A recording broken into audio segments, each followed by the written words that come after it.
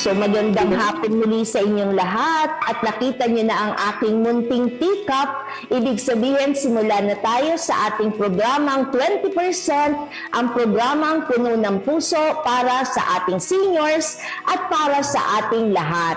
So kasama ko ngayon iinom ng mainit na tsaa. Ayan, nandito si Ma'am Alma Beredo. Good afternoon, Ma'am. Good afternoon, Doktora. Ayan, sabay tayong uminom. Wow! At sana ang ating mga friends, ang ating mga viewers ay kasama rin nating umiinom ng tsaa o baka ang karamihan sa kanila ay kape. Pero sabi ko nga, nakagawian na natin dito sa ating programang 20% na umiinom tayo, nagkakaroon tayo ng afternoon tea.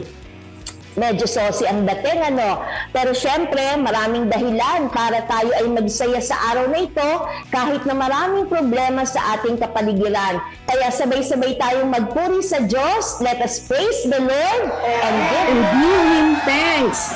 yan, talagang si Ma'am Alma, maraming baon na kwento sa atin, bagamat hindi pa po siya senior citizen. So mag-hello muna ako sa ating mga viewers. Sana natuto po kayo nitong nakaraang buwan, na kumpleto po ninyo sana yung ating serye na Learn and Earn series. Kasi siyempre, alam niyo na, difficult times tayo at kahit na mga retired yung ating mga, mostly sa ating mga viewers, siyempre nag-iisip pa rin ng pamamaraan kung paano mapagyayabong ang kabuhayan package. Dahil siyempre, meron tayong mga pamilya, meron tayong mga apo, at alam mo, Ma'am Alma, nakakatuwa dun sa nakaraan natin na buwan, marami kaming natutunan, no, na kahit pala ikaw ay nagkakaedad na, hindi pala huli ang lahat para magsimula muli. Parang love affair lang, no? Pero magsimula muli pagdating sa kabuhayan.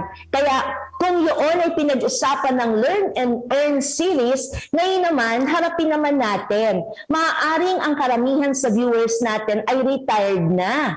Pero meron din naman, at sabi nila hindi pa sila seniors pero nanonood sila, baka matulungan din natin sila na maset yung kanilang mind, maset yung kanilang future kasi merong retirement na naghihintay. Kaya mga viewers, mga kaibigan, inimbitahan natin si Miss Alma L. Beredo para tayo ay bigyang liwanag tungkol sa buhay ng isang retiree. Bagamat hindi siya retired. Kaya nga ang serye natin for this month at nagsisimula tayo ngayon sa unang Lunes ng buwan ng September, ang ating serye po ay Retired but Not Tired. Parang ang ganda pong gawin itong tuloy-tuloy na programa, no? Kasi lahat naman ng tao ay patungo sa retirement. Pero Miss Alma, bago tayo magkwentuhan, hayaan natin na ang salita ng Diyos ang manguna sa atin to guide us, para alam natin na yung retirement ay hindi something gloomy, kundi ang retirement is actually a part of life na dapat ay pinaghahandaan. Alam mo, Ma'am Alma, meron akong mga nakakausap, no? Pag retirement ng pinag-uusapan, ang sagot sa akin, naku, malayo pa ako dyan, ayoko yung Kaya magandang natin sa salita ng Diyos. At ito ay mababasa niyo rin sa inyong screen. This is from Numbers chapter 8 verses 23 to 26. Now, the Lord spoke to Moses, saying, "This is what applies to the Levites. From 25 years old and upward, they shall enter to perform service in the work of the tent of meeting. But at the age of 50 years, they shall retire from service in the work and not work anymore. They may, however, assist their brothers in the tent of meeting to fulfill an obligation, but they themselves shall do no work. In this way, you shall deal with the Levites in their obligations." So Ma'am Alma, dahil ang aking Bible ay pang-English at Filipino, basahin din natin sa kanila sa wikang Pilipino. Ang itatagal ng panunungkulan ng mga Levita. Sinabi ni Yahweh kay Moises, ganito ang magiging tuntunin tungkol sa mga Levita mula sa edad na 25 Tutulong sila sa gawain sa loob ng toldang tipanan. Pagdating nila ng 50 taon, pamamahingahin na sila. Ang gawain nila'y di na tulad ng dati. Tutulungan na lamang nila ang kanilang mga kasamahan. Ang salita ng Diyos. Salamat sa Salamat Diyos. sa Diyos. So Ma'am Alma, no, kita mo ang ganda-ganda ng ating panimula. So hindi lang si Ma'am Alma ang magsisimula sa atin, kundi yung buong buwan natin, pagninilayan natin na talagang napakabuti ng Diyos kasi bata pa lang, meron naman palang patutunguhan. Hindi naman pala Ma'am Alma forever and ever, trabaho ever tayo, no? So pagdating sa trabaho, ayaw natin ng forever.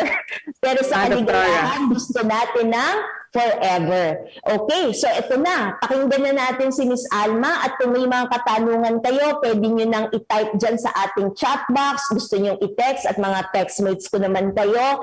Lahat ng tungkol sa pagre-retire o kahit lumingon kayo sa inyong naging retirement, kayang-kayang sagutin ni Ma'am Alma yan. Bakit? Kasi line of expertise niya, kasi currently, siya po ang director ng HRD ng BCC Company. Ganun ba yun, Miss Alma? Sige, i-correct mo ako sa iyong title. Pero yun ang aking pagkakilala kay Ma'am Alma. Okay, magandang umaga po sa lahat ng viewers po natin ngayon sa ating pong i-airing magandang usapan tungkol po sa pagre-retiro. Okay, simulan ko po ulit magpapakilala po ako. Ako po si Alma L. Beredo.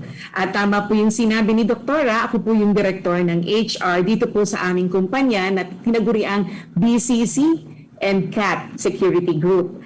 Dalawa pong kumpanya kasi ito magkapatid po ito. Yung Building Care Corporation na tinatawag at yung CAT Security po, yan po yung isa sa pinakamalaking security company na meron po tayo dito sa ating bansa.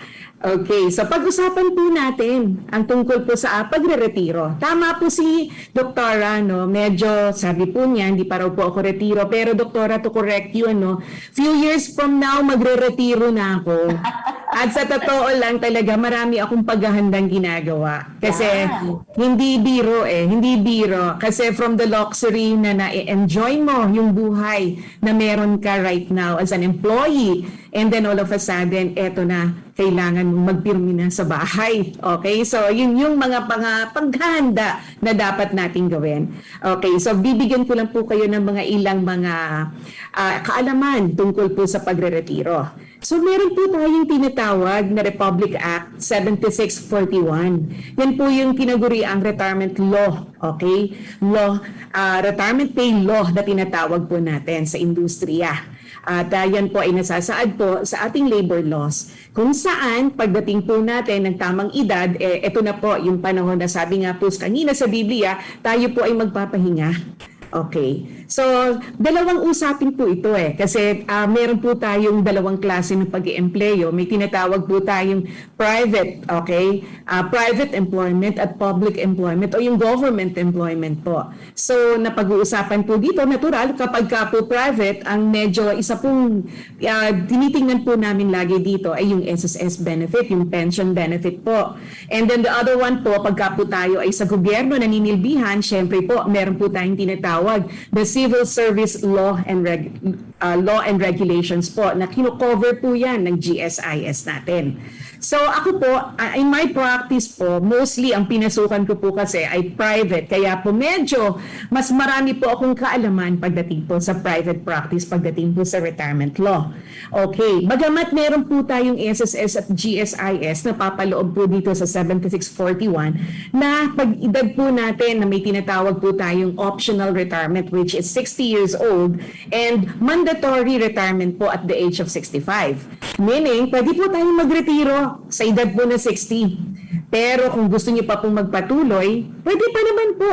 Bakit ang hindi, di ba? For as long as able, pwede. Kasi isang bagay po yun na nagpapalakas pa rin po sa atin pagka po tayo nagre-retiro So, bagamat, yun nga lang po, pagdating po natin ng edad na 65, talagang mandatory na po yan, ha? Wala na po makakapigil sa atin, kailangan na po natin talagang magretiro. Wala so, na ito na extension. correct, Wala na Doktora. extension. Pero Opo. magandang idugtong din natin, ang sabi mo, as long as they are still able, may capability pa, pwede pang Yes, ituloy. So from 60, kaya optional, at hanggang 65. Pero malaking Yes, po. factor dito, Ma'am Alma, yung punto na kung gusto ka pa ng iyong employer, kung Yes. performing well ka pa Yes. rin. Kasi Tama minsan, po. di ba, posible Opo. na for your benefit Ayaw mo pa Yes. kasi malakas ka pa at na-enjoy mo pa Tama po. talaga yung being an employee. Pero sabi nga, dalawang bagay po yan, hindi lang yung gusto mo. Kailangan gustuhin rin ng iyong employer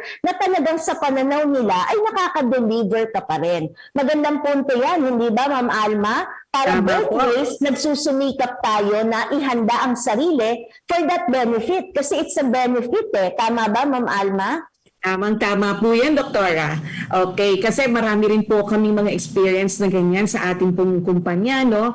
Talaga po minsan ang hirap harapin ng katotohanan na pag umidad ka na ng 60, talagang ito na yung oras para talagang, ito nga, magpahinga na po tayo. Dahil for the long years po naman, sabi ko nga po, pag may mga retirees ako, payback time. Payback time na po ito kasi lalo na po kung napagtapos naman na yung mga anak, eto na po yung pagkakataon na i-enjoy po naman natin yung buhay. So tulad po ng nabanggit ninyo, no, marami po talaga in denial pagdating po sa edad na 60, ayaw pong magretiro pa at yan po isang malaking katotohanan sa amin.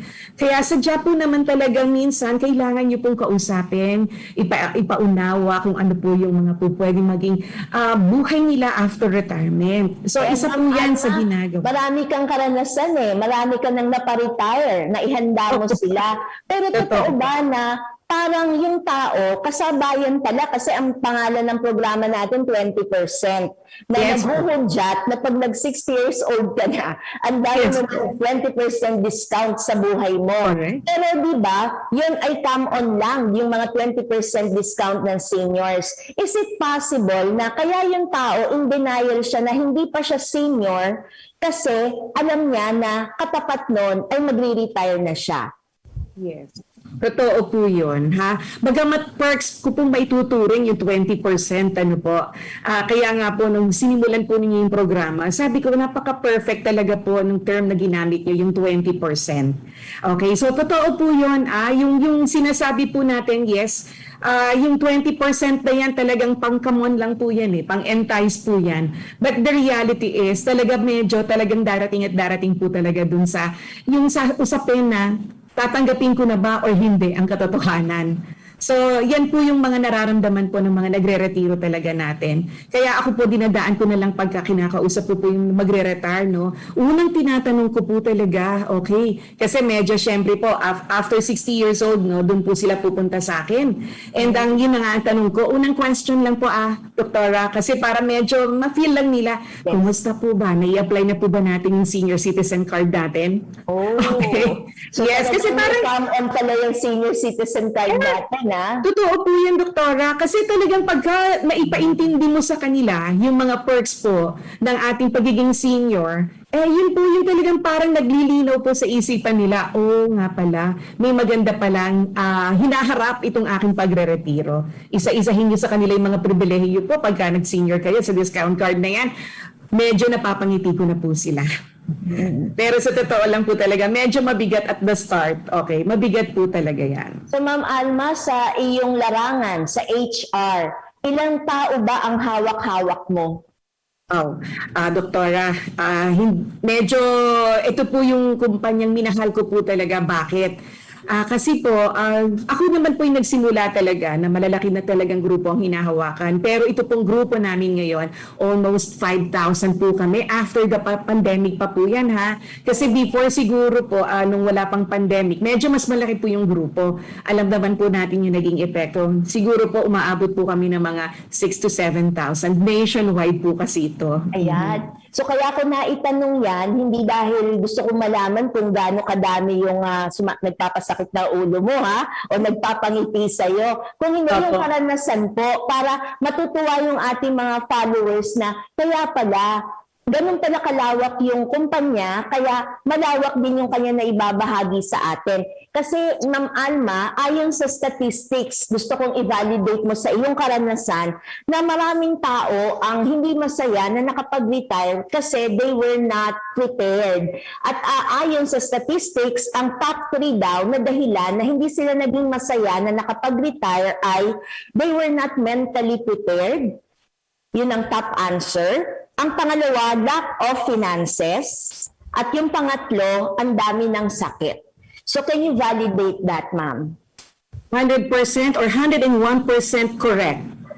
Okay po.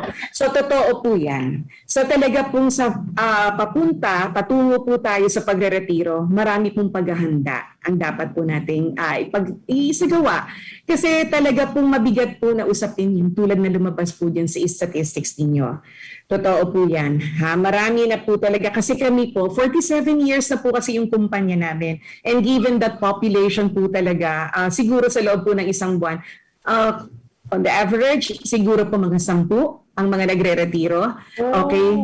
Yes po. Kaya talagang malawak po ang paghahanda namin pagdating po sa pagre-retiro ng mga empleyado. So tama po yung nabanggit ninyo, Doktora, kasi sa una, i-confirm ko talaga at i-validate ko yan. Marami ang umaabot sa edad ng pagre-retiro na talagang majority po yan. May mga karamdaman na pong bit-bit sa kanilang mga katawan.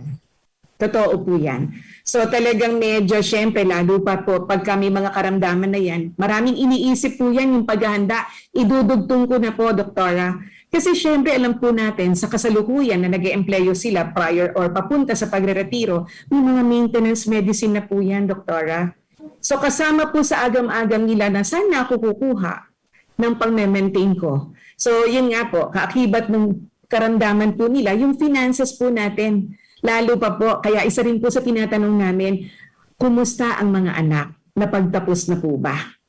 Kasi maaaring meron pa pong mga anak at yun po ang isa sa mabigat na dinadala rin po ng mga paretiro na. Kasi pag alam po nila na meron pa po silang mga anak na papag-aaralin, yun po yung isang mabigat sa kanila na magbitaw po sa kanilang trabaho. Kaya talagang may paghahanda. Tama po yung sinabi niyo, Doktora. May paghahanda po na dapat gawin. Kaya kami po dito sa kumpanya, ma-share ko lang po, no? So, part na po na naging programa namin ito kasi meron po kaming tinataguyod dito sa kultura po ng kumpanya, yung pong sinasabi namin 6F, 6 na F po ito. 6 na F po na tinuringan namin para bumuo po ng kultura at para po pag-igtingin pa ang paghahanda po ng ating mga kasama. So, iha-highlight ko lang po, tulad ng nabanggit nga po ninyo, dahil 6 po yun, yan po nabanggit ninyo, una po, ang pamilya, inihahanda po namin sila. Sa pamilya, nahaharapin nila pagka po sila ay magre-retiro na or nagretiro na. Okay? Yun nga po yung nabanggit ko, ang paghahanda lalo na po kung may mga anak pang nag-aaral.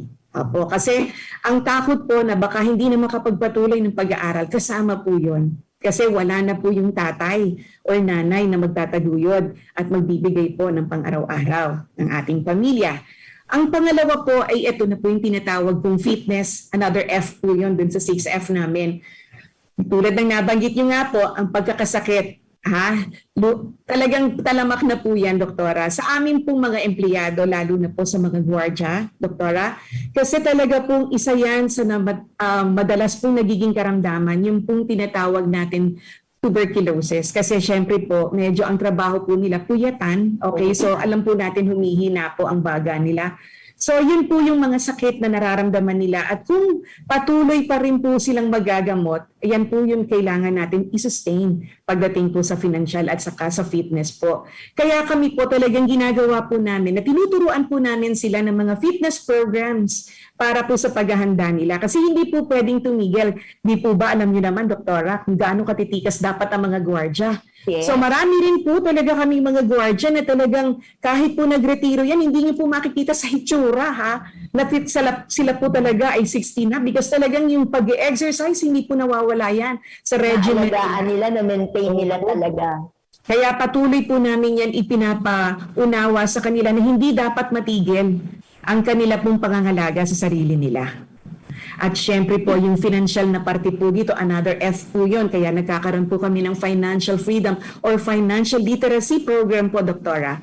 Kasi kailangan turuan po namin sila na kung ano man po yung matatanggap nila kasi pinaghirapan po Pinaghirapan ang pera na matatanggap po nila sa kanilang pagreretiro. Alam po natin na napakadali pong gastusin ng pera. Lalo pat hindi po preparado kung ano po ba yung kailangan pagkakitaan after retirement. Marami po yung nabubuyo sa mga businesses na hindi po naman nila kilala. Kasi gusto ko nga po yung naging pag-uusap natin kay Sir Max. Talagang napakahusay po ng discussion natin kay Sir Max. Kasi talagang ako rin po, marami po akong natutunan sa kanya. Kasi ako po purely readings lang din yung ginagawa ko. Pero nung narinig ko po mismo kay Sir Max yung na-share po niya, yun po ay napakagandang ibahagi po talaga. So, paghahanda po talaga, yung mga businesses na nabanggit po ni Sir Max, bigla rin po akong napaisip kasi hindi ko po talaga naisip at the start yon. Pero encouraging po no? So Ma'am Alma, ako'y naging saksi din naman dyan sa 6 na F nyo. So far, ang natalakay mo ay yung family, pangalawa ay yung fitness, at yung pangatlo ay financial. So dun sa fitness, hindi lang ho pang gwardiya, no? Yung maintain yung physical fitness. Saksi po ako na sa kanilang kumpanya, sa buong building nila, may Zumba fitness club sila, no? Kaya nakaka-inspire po. Sige, ma'am, tuloy pa natin at nakakatuwa, nakatatlong F tayo. Ano yung huling tatlong F? Okay, Doktora. Siyempre, hindi ko pwedeng kalimutan. Actually, supposed to be dapat nauna ito, no? At alam mo, naging parte ka ng buhay namin dito sa BCC CAT, no? Eto yon yung tinagurian mong lahat, kasali lahat. Eto na po, yung pinaka-importanting F namin, eto po yung faith. Okay? Kaya kami po, isa rin po yan sa mga sinimulan po namin at yan po sa grupo po ng ating mga kapatiran sa Lay Force. Napakaganda po ng naibahagi po nila sa grupo namin. Talagang mas lalo pong tumibay, lalo na po ng panahon ng pandemic, Doktora. Kung dati po, di ba may mga series po tayong mga ginagawa at yung pagtuturo niyo rin po sa amin ng pagro-rosaryo, okay? Hindi po yan nakalimutan, Doktora. At the more na ginagawa po namin yan everyday. Kasi alam po namin, yan po yung talagang pag-iigtingin namin. Mas mabuti pa. Kasi yan lang po yung dapat talagang kapitan namin at the end of the road. Di po ba, Doktora? Yes. So yun po. Kaya maraming salamat po. At magpasa hanggang ngayon, yan po ang sigaw ng buong BCC CAT. Lahat kasali. Kasali lahat. Hindi po yun makakalimutan, Doktora. So that's another F, Doktora. Okay po. So meron din po kami tinatawag na ito po yung Filipino nationhood. Siyempre po, Doktora, kasi siyempre alam po naman ninyo, ang nature ng industry po ng negosyo namin ay ang magsilbis bayan. So isa po yan sa talagang hindi po namin kinakalimutan, lalo pa po ngayong panahon ng pandemya. So ibig sabihin, Ma'am Alma, dahil nga security, di ba, security force, so mga frontliners po talaga. Yun ang kinikater ninyo ngayon. Nag-iba talaga yung di ba? Hindi lang basta seguridad, kundi yung mga health risks ngayon ay kasama din. Doktora. Okay, so maraming tagubilin na bago simula po nagkaroon ng pandemya. Ito na nga lang po mga ipinapatupad ng IATF, Doktora. Kailangan isinasapuso namin yan, di lang isinasagawa. Kaya maigting din po yung aming kampanya ngayon sa pagbabakuna. So talagang we see to it, Doktora, na talaga pong lahat ay nabibigyan po namin ng atensyon sa pag-educate po sa kanila kung ano nga po ba itong pandemya na pinagdadaanan natin at ang kahalagahan po ng pagbabakuna. At hindi lang po namin tinatapos yon sa ating po mga kasamahan sa trabaho kasi in-enjoy na rin po namin ang mga pamilya po nila. Wow! So, kung meron man pong kailangan sa pamilya na magpabakuna, in-extend po namin ang aming pong serbisyo para po talagang mapangalagaan namin hindi lamang po yung aming mga kasamahan sa pag-duty sa trabaho. Siyempre, umuwi po yan sa mga pamilya and we wanted to ensure na buong pamilya po ay safe. Yun po yung maganda rito. At syempre, Doktora, ang pinakahuli, okay, yan nga yun. Yung another F na meron kami, yung fellowship na tinatawag po natin, Doktora. Okay, hindi yan mawawala. Diyan po namin pinagtitibay lalo yung pagkikita-kita namin. So sa madalas po namin tinatawag na kumustahan, sumustahan, yan po yan, hindi po naputol. Kung nung dati po, po tayo face-to-face, no? May mga pagbisita po talaga kami sa mga aming mga detachments. para po makausap po namin at talagang malaman namin kung ano po ang nararamdaman ng bawat empleyado. This time, dahil kahit pandemic, wala po makakapigil, Doktora, kasi nagkaroon din po kami ng Zoom mustahan at hindi po yan kinakalimutan. Ang galing. Patuloy po ibig namin sabihin ginagawa. po, itong 6 na F ay sapat na paghahanda, hindi lang para sa kumpanya ninyo, sa ating mga viewers, nagkakaroon din ng linaw kasi parang may structure na bago dumating yung endpoint in terms of employment lang. Pero kaya nga ang title natin ay retired but not tired. But hopefully, kahit na maabot mo yung retirement age, hindi ka pa pagod. Meron ka pang bagong buhay na haharapin. So, ma'am, sabi mo may fellowship di ba? So, slash food. Kasama na yun sa F, di ba? Tinatago ko na Food, di ba? Yes po. Kasi talagang mahilig kayo sa pagkain talaga, di ba? At nakakatulong yun sa katuwaan at kasiyahan ng lahat.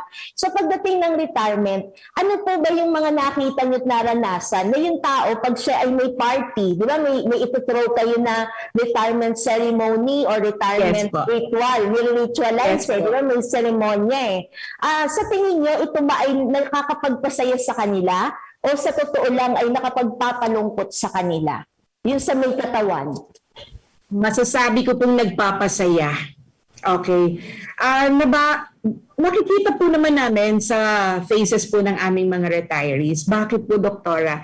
Siguro kung yun po yung katotohanan, parang inihanda na po namin sila sa okasyon na yon, no?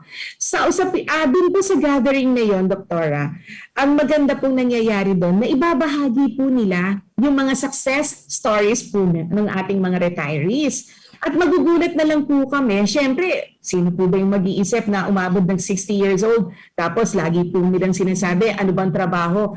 Gwardiya lang, di po ba? Pero si gwardiya lang, manilalang po, di po ba?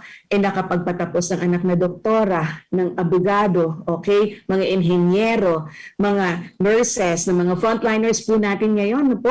At talagang mga nagtatrabaho po sa mga malalaking kumpanya, na talagang masasabi po namin, tahimik lang po ang retiree na yon, pero napakarami po pala. So kitang-kita po namin sa mga faces ng retirees kung gaano sila ka-proud na ibahagi po sa amin yung mga success stories nila, kung ano po yung mga nasimulan na nilang negosyo prior pa po sa pagre-retiro. So yun po yung Ma'am Alma, there is really a sense of fulfillment.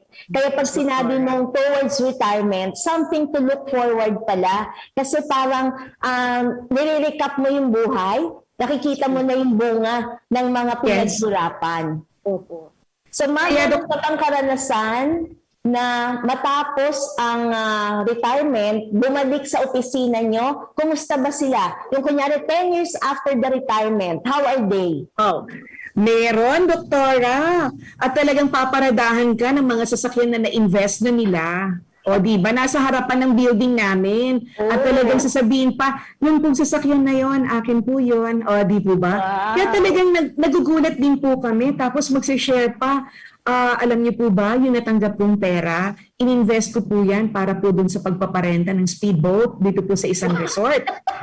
O di po ba, ang big time na niya ngayon. Kaya ko, kotse lang yung pinaparada. Speedboat pala, grabe to Opo, talagang dito po talaga pinag-aralan na rin kasi alam niyo naman po, siguro dahil sa hirap na rin po ng buhay, no? At sila din po, hindi biro ang trabaho po ng ating mga gwardiya. Yes. So talagang ganun po yung pagpapahalaga nila pagdating po sa pera. At magkukwento kung ilan na ang units ng apartment na meron siya, ilang pinto na yan. So talagang magugulat po kami. And this is true kasi nangyayari po yan, Doktora. Dumadalaw po kami sa mga bahay-bahay. There was one incident nga po talaga na nagulat kami. Siyempre, pag naanyayahan po, hindi naman mapahindian po, no? At magsabing, punta po kayo. Nakakapunta naman po, Doktora. Gugulatin ka na lang talaga. Pag nakita mo, parang hindi mo ma-expect na, wow, ang ganda naman ng bahay niya, kumpleto appliances niya, at may mga sasakyan na nakapark sa harapan ng bahay nila. So fulfilled na fulfilled. natutuwa talaga, di ba? So ma'am, o yan, masasaya yan, success stories. Pero sa karanasan niyo ba, kasi kami no, dito sa Layforce, meron kaming isang empleyada na hindi umabot sa retirement eh. Parang bago niya matanggap yung kanyang 30 years award, medyo sumakabilang buhay. Parang heart attack. So talagang biglaan, no? Parang hindi na talaga siya masasave. Sa karanasan mo, may mga ganun din bang kwento? Na hindi inaabot yung retirement age at sumasakabilang buhay? Marami na po, Doktora. Nakakapanghinayang, ano po, kung masasabi po natin nakakapanghinayang. Kasi alam naman po natin na ang batas po ng retirement, you must reach at least the age of 60. So, parang borderline na, no? 58 going 59, tapos, or 59 going 60. So, parang biglang sayang. Pero ito po yung gusto ko lang pong ibahagi din sa ating pong mga audience, ano po, sa ating mga viewers. Napakapalad po namin sa kumpanya. Kasi kami po ay meron pong programa na tinatawag po naming early retirement, Doktora. Okay. So, totoo po yan. May mga pagkakasakit na nangyayari po. So, ito po ay naibibigay po namin or nai-offer po namin dun sa nakikita po namin na may mga problema ng pangkalusugan. Kaya pag nalaman po namin na 55 and up, okay, Doktora, and maaaring siguro ang serbisyo mga 20 years and up. So ito na, medyo kinakausap po namin kung ano yung mga plano. Bagamat syempre po minsan ang hirap din, di ba? Tulad ng nabanggit ko po, may mga in denial pong iba eh. Pero yun po yung isang bahagi na talagang kailangan po namin ipaliwanag. Kasi pinapahalagahan po ng kumpanya natin eh. Ito pong kumpanya na pinapasukan natin ngayon, pinapahalagahan po niya kung ano man po yung magandang naibigay na serbisyo po ng ating mga kasamahan po sa grupo. Kaya may ino-offer po kami mga early retirement program para sabihin man po na nagkasakit, hindi umabot ng edad 60, at least, meron po siyang iuwi sa pamilya at yun nga po yung sinasabi namin. Yes. Pwede pong magsimula ng kahit na anong negosyo. Tuloy pa rin po. So, ang inyong kumpanya ay isang pagpapala at natitiyak ko, Ma'am Alma, na ikaw ay isang pagpapala rin sa inyong kumpanya kasi matagal-tagal ka rin nakapagsilbi sa company na yan. Pero Ma'am Alma, ikaw naman, kumusta ka naman ngayong pandemya? Alam ko na prayer partners tayo. How did you survive? Yun ang diretsong tanong. How did you survive? Ikaw at 10 ng iyong pamilya, ano itong nangyari sa gitna ng pandemya, dala ng virus? Doktora, parang ang bigat sagutin, no? Siguro po ibabahagi ko. Siguro ito po yung tamang pagkakataon. Kasi for the longest time, medyo kino-contain ko rin po yung sarili ko. Kasi parang gusto ko pong sabihin na isang bangungot. Pero andyan po kayo sa paligid ko eh. Kayo po yung nagpalakas sa akin. Tama po yan. Yung mga dasal na hindi niyo po ako tinitigilan, talagang kayo po yung naging lakas ko. Siguro i-share ko na lang po din sa ating mga audience na ang pamilya ko po ay hindi po talaga na-spare sa pangyayari po nitong pandemya na nagkaroon po ng COVID. At hindi po biro dahil po 5 sa akin pong family members po ay nagka-COVID. And unfortunately, yung isang anak ko po ay 2 beses pang na-ospital. So, nabalot po ako ng takot, Doktora. Nabalot po ako ng takot, hindi ko alam. Marami na po akong pinagdaanan sa buhay, pero sinubok po ulit ako ng Panginoon kung paano ko kaharapin itong pangyayari po na ito. So talagang mabigat, pero sabi ko na lang, hindi ko naman ito maitatawid po kung lahat nandito lang sa akin. Mabilis po agad ang isip ko, hindi po agad ako nasiraan ng loob. At talagang naisip ko kung tawagan kayo agad para po talagang humingi po ako ng panalangin. Kasi iba-iba na po yung naririnig po natin na kwento. At yun po yung talagang bumabalot na takot sa akin. Parang, Ma'am Alma, valid naman yung naging takot mo kasi halos buong household yun di ba, na nagkasakit. So sinabi mo 5. So ilan lang ang na-spare? Ilan lang po ang hindi nagkasakit? Kasi 5, malaking numero po yan. totoo po yun, Doktor. Yung magkaroon ka lang ng isang may sakit sa pamilya, talagang disastrous na. Pero sa naging karanasan nyo, kakaiba 5 sila. Opo. Siguro po, napakabuti ng Panginoon, Doktora. Masasabi ko pong napakabuti niya. Kasi ako po yung pinakamatanda sa pamilya Kasi mga anak ko po yung nagkaroon, no? Ako po yung pinakamatanda sa pamilya na alam nilang may comorbidities po ako. And yet, negative po yung result ng swab ko, ng RT-PCR ko. At yung isa kong anak, binigyan pa po ako ng isa pang ano po talaga, agapay, no? Agapay, yes. Opo. So talagang sabi ko, is it true? Totoo ba na negative ako? Pero sabi ko, bakit ko pagdududahan kung yun talaga yung ginestin sa akin na ako ay negative? Doon ko po na-process sa isip ko talaga, may dahilan ng Diyos bakit ako ay nag-negative. Kasi talagang sabi ko, sana ako na lang. Di po ba ganun tayo mga ina po? Sana ako na lang. Huwag na lang yung mga anak ko Kasi nakikita kong nahihirapan huminga po yung anak ko. Bakit siya? Ako na lang. Kasi ako, kahit papano, di po ba may edad na rin naman po ako. Pero sabi ko, there's a greater mission towards this. Sabi kong ganun, may pahiwatig ang Panginoon So talagang doon ko po nakita na, oo nga naman, Alma, huwag ka dapat magka-COVID. Kasi kailangan, ikaw yung magsisilbing ilaw. Di po ba tayong mga ina? Okay? Ilaw ka ng mga anak mo So ikaw yung mag-iilaw sa kanila na hindi sila dapat panghinaan ng loob, na hindi nila makita yung dilim at the end of this road na meron tayo. Kasi dapat yung ilaw nandoon sa end ng road at ikaw yun makikita nila dun sa likod ng dilim na yan. So Ma'am Alma, na balikan natin yung bahaging yan ng buhay mo, pero sabi mo nga, kung i-visualize natin ay isang bangungot na karanasan, hindi ba? Pero kinailangan nating balikan. Bakit? Kasi for the benefit of our viewers, we're talking about retirement.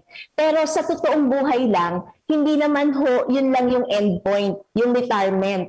Kasi katulad nito, nasa katotohanan tayo ng pandemya, na sa karanasan ni Ma'am Alma, 5 sa kanyang pamilya ay talagang hindi lang basta nahawa, kundi talagang na-ospital pa. Ibig sabihin sa buhay natin, ang pinakamahalaga talagang factor ay yung faith. Kaya dun sa pagbabahagi mo, Ma'am Alma, very beneficial yun na gusto mo sa una yung faith kasi yun naman talaga ang number 1 core value ng inyong kumpanya. Pero mas nakita natin ngayon sa ating talakayan na nasa gitna siya ang pananampalataya. Kumbaga sa eye of the storm. Sabi nga ni Pope Francis, di ba? We are on the same storm at sana nga we are all on the same boat. Kaya Ma'am Alma, kung meron kang ibabahagi sa ating mga viewers, lalo-lalo na dun sa hindi pa naman nagre-retiro, ano yung in your own words, in your own reflection sa buhay? Ano yung pinakamagandang iiwan mong mensahe sa kanila? Eto po, gusto ko pong ibahagi, ito ang tawag po namin sa kanila, soon to retire, Doktora. Yan po yung mga soon to retire na meron po tayo, no? Ako po talagang napaka-importanting bahagi na gusto ko pong ipaabot sa lahat po ng mga magre-retiro na dapat may pagpaplano. Yun po yung number 1. May pagpaplano at pagpaplanuhan po kung ano po yung ating magiging buhay after po ng ating pagre-retiro. Kasi mahirap po talagang harapin ang retirement pag hindi po tayo nakahanda. So pag sinabi po natin pagre-retiro, tulad nga po ng sinabi natin, ngayon this time uunahin ko na po yung faith, Doktora. Kasi yun po talagang para sa akin, marami po sa talagang nagre-retiro na ibinubuhos yung mga natitirang panahon po na ng buhay nila ang pagsisilbi po sa Panginoon. So yun po yung isang nakita ko po dito. So kung ako po yung tatanungin niya personally, Doktora, ang paghahanda ko po, ako po yun na lang po yung nakikita ko po na kulang sa pagkatao ko. Okay po. Na talagang ibigay ko po yung oras ko sa pagsisilbi po sa Panginoon. Siguro po for almost 35 years ng pagtatrabaho ko po, ibinigay ko na po lahat Ibinigay ko na po lahat sa kumpanya, sa mga tao, kung ano man po yung dapat kong ibigay. Pero sabi ko nga, pagdating ko po ng retirement age, yun na po talaga yung number 1 for my plans po talaga is kung paano ko pa po ibibigay yung panahon ko sa paglilingkod po sa Panginoon. So that's for me. So again, if I may share this with all those mga soon to retire, maaari pong pagtuunan nyo ng pansin kung paano nyo po gagawin pa pong mas makahulugan ang buhay po nating spiritual pagdating po ng ating retirement age. Pangalawa po, yan po yung sinasabi ko, ang paghahanda po natin sa pamilya. Okay? May mga bagay-bagay po na hindi handa ang pamilya, lalo na nga po tulad ng maliliit pa pong anak, kasi may mga ibang cases po tayo talaga, Doktora, na may maliliit pa pong anak At maaring siguro po nag-asawa ulit, tapos po mag-asawa at nabiyudo ng nauna, kaya talagang may mga cases po. So yun po yung paghahanda rin po, paano po yung magiging future ng kanila pa pong mga anak. Kasi hindi po natin maibibigay ang responsibilidad sa ibang tao. Magulang pa rin po tayo. So tayo pa rin po yan. Kaya kaakibat po ng doktora, dapat handa po din tayo financially. So ang tanong, di po ba doktora, okay, kailangan ko pa bang mag-isip ng pagkakakitaan pagdating ng retirement ko? I would say yes. Kailangan pa rin pong paghandaan yon. Kasi hindi po natin pwedeng asahan kung ano man po yung pension na matatanggap natin, doktora. Okay?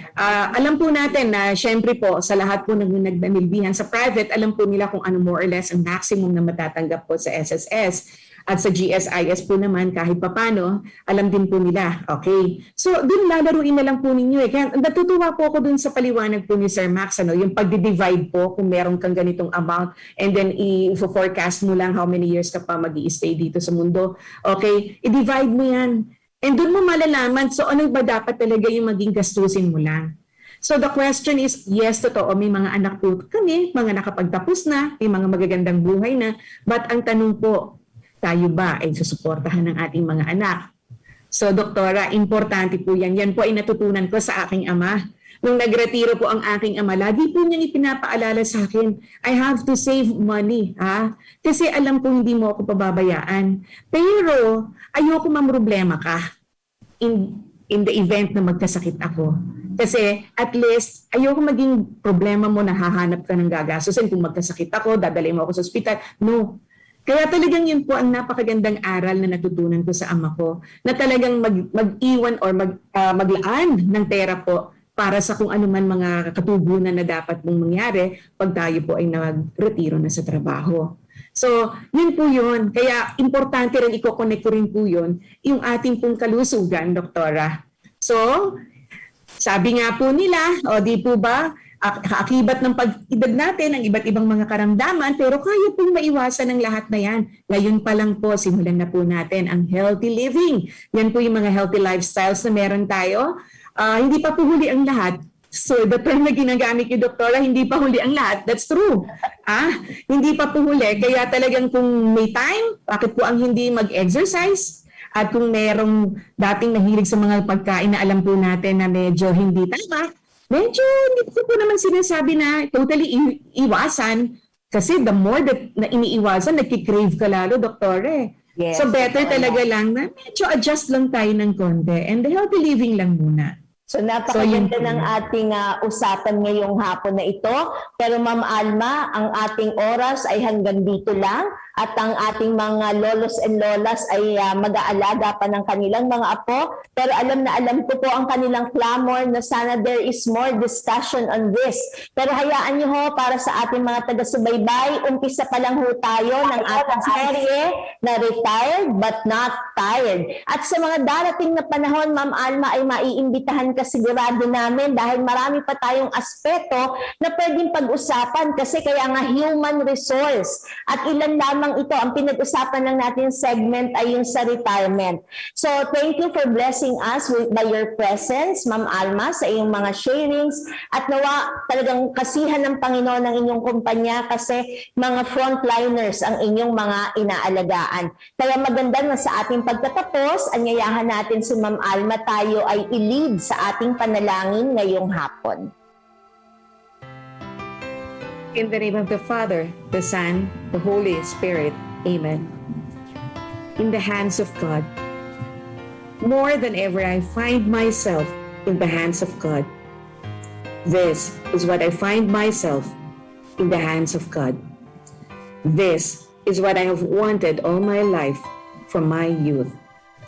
But now, there is a difference.